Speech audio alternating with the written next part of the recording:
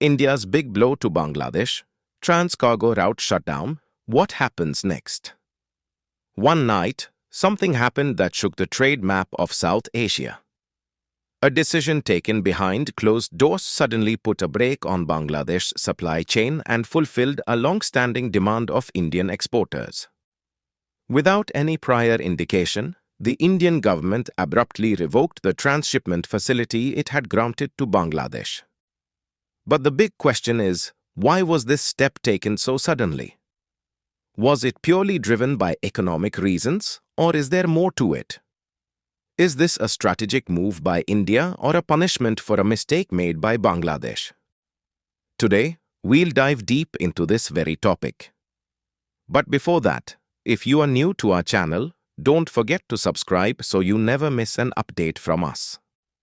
So let's begin today's discussion without any further delay. The Indian government's decision is not just an administrative move, it is a significant diplomatic message. On 8 April 2025, the CBIC, Central Board of Indirect Taxes and Customs, issued a circular revoking the transshipment facility granted to Bangladesh with immediate effect. This facility had been in place since 29 June 2020, allowing Bangladesh to use Indian routes to transport goods to countries like Nepal, Bhutan, and Myanmar. This step comes at a time when India has been increasingly dissatisfied with Bangladesh's stance, especially in light of anti-India statements, activities, and communal incidents. Hence, this move is being viewed as a strategic response. However, cargo that has already entered India will be allowed to pass through under the old rules, but no new consignments will be permitted via Indian routes. Transshipment facility essentially means the transportation of goods through one country to reach another. Bangladesh was using Indian airports and seaports to move its goods, but it will no longer have this advantage. This decision is expected to impact not only Bangladesh's logistics strategy but also raise serious questions about its foreign policy and economic stability. This decision has brought the most relief to Indian exporters. For years, Indian exporters, especially in the garments and textile industry, had been demanding the termination of this transshipment facility.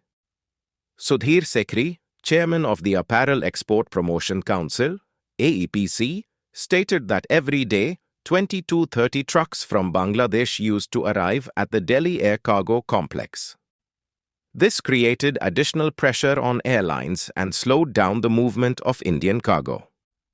When cargo movement slows, freight rates, the cost of shipping goods also increase. This raises the overall cost for Indian exporters, making it harder for them to compete in the international market. Now that Bangladesh will no longer have access to this facility, Indian goods will receive priority in airspace and ports. As a result, Indian exporters are likely to become more competitive in the global marketplace. 𝐮𝐸𝐴, Director General of FIEO, Federation of Indian Export Organizations, welcomed the decision and said that now Indian cargo will have more access to airspace, which was previously congested with transit goods. This move will not only free up space but also improve scheduling and timing, enabling faster and more cost-effective deliveries.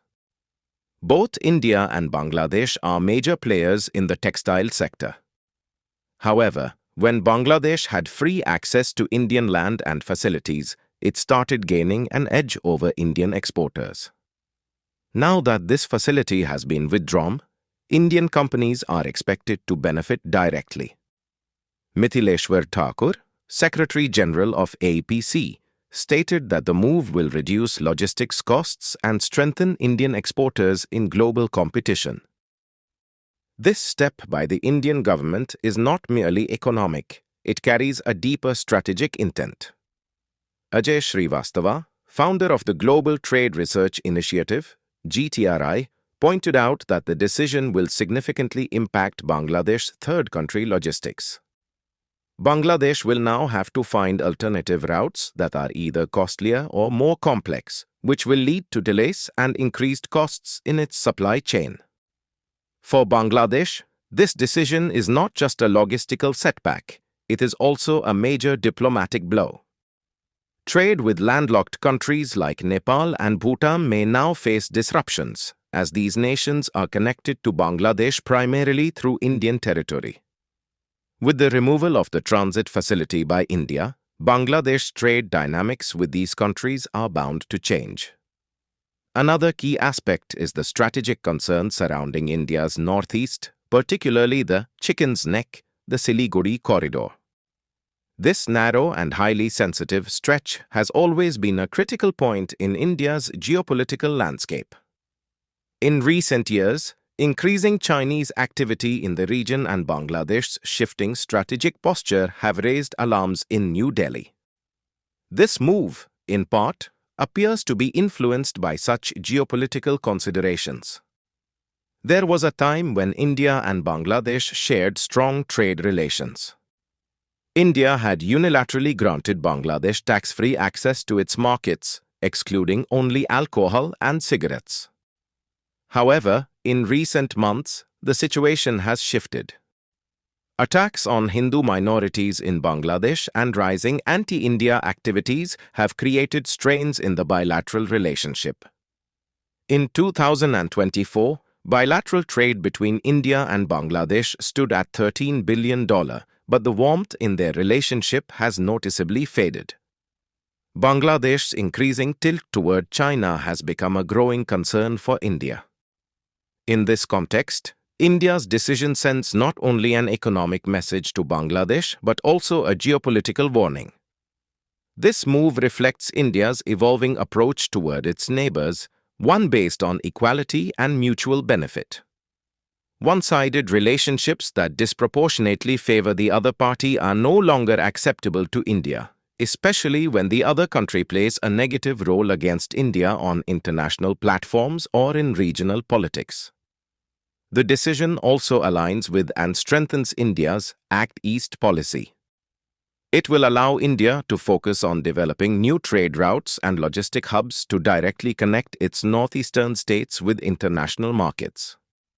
This will accelerate the development of states like Manipur, Tripura, and Assam, regions that have long been geographically isolated but hold vast untapped economic potential.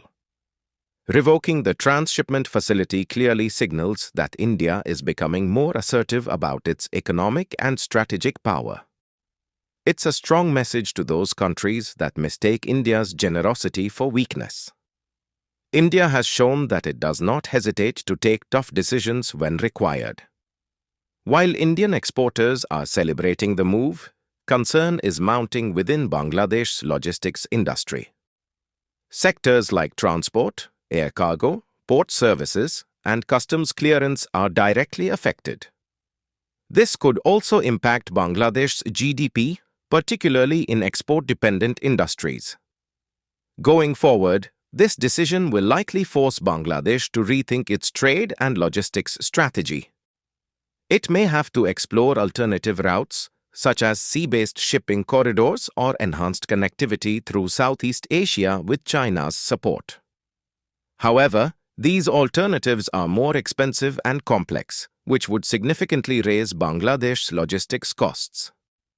In essence, this move by India is not just a policy shift, it's a firm, multidimensional message, economic, diplomatic, and strategic. It provides relief to Indian exporters while simultaneously pressuring Bangladesh to re-evaluate its policies and partnerships. If our video has taught you something new, do not forget to like and share this video so that this information can reach others as well. Your likes and shares are a source of inspiration for us.